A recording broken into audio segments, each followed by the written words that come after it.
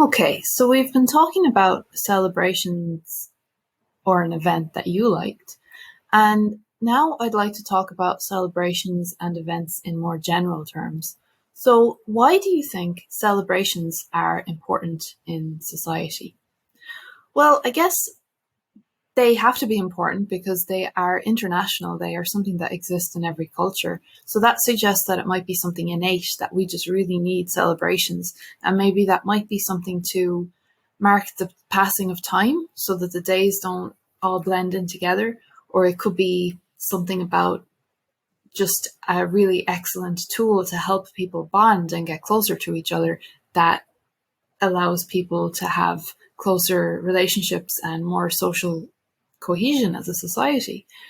So then, or it could be a lot of things. Like it might not have just one reason. There might be many, many benefits and many reasons why this ended up becoming something that exists in every society and every culture.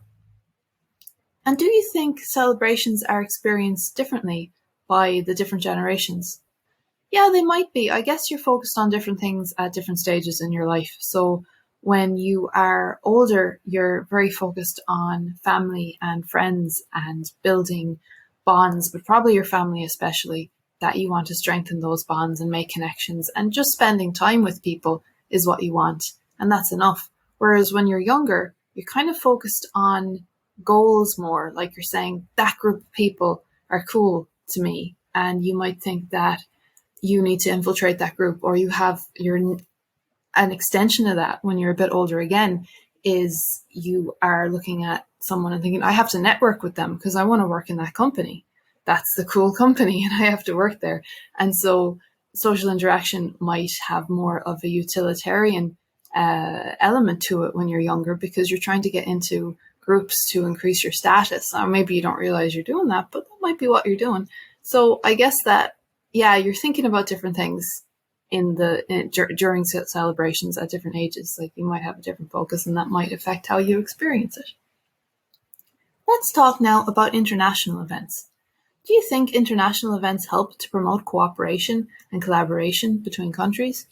Yeah, they definitely can. They definitely can. So you might have increased competition as well, but it's a very friendly competition. So if you take, for example, the Olympics, all these different nations are competing with each other, but the atmosphere really is one of respect because you're talking about athletes who are at the top of their game and are really excellent, and everyone just feels so much mutual respect and admiration for the athletes, whether they are in the top three or not, they're in the top whatever of in the world. So it really creates a vibe. Plus, there's just that shared thing of that when you tune in, there's millions of other people all around the world tuning in, and there's a real sense of connection when you do that. So I think that international events, not necessarily sporting ones, but anything like that, can definitely promote better understanding as well, because it's very hard to be prejudiced against people when you know them, when you know them better.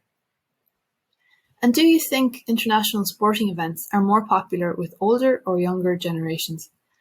Yeah, that's an interesting question. I imagine that they're equally popular with both because maybe again, as I said before, maybe they enjoy them for different ways and different reasons, and maybe younger people are more goal orientated in that they might be thinking that will be me someday. I can aspire to that, or I might not be the best runner in the world, but I'm going to try to be the best, or I'm going to try and do my best and work hard. So younger people might be inspired in a different way, whereas older people might be enjoying it differently. They might be experiencing it differently, but I'd say they're enjoying it just as much and it's just as popular with them.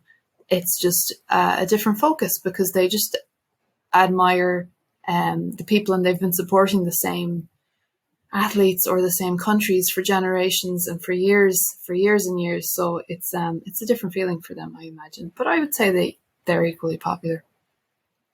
And finally, do you think we will see changes in the future to international events? And if so, what sorts of changes might we see?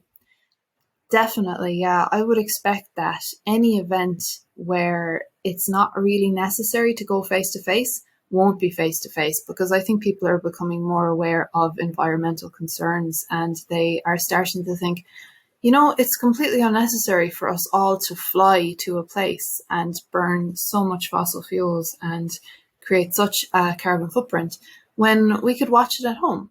And I think that will be especially true for events like conferences and talks. But with sporting events, there's nothing, or music events or other entertainment events, there's nothing like being there in the flesh. So I think that those won't change, but other types of international events very well might. Okay, thank you very much.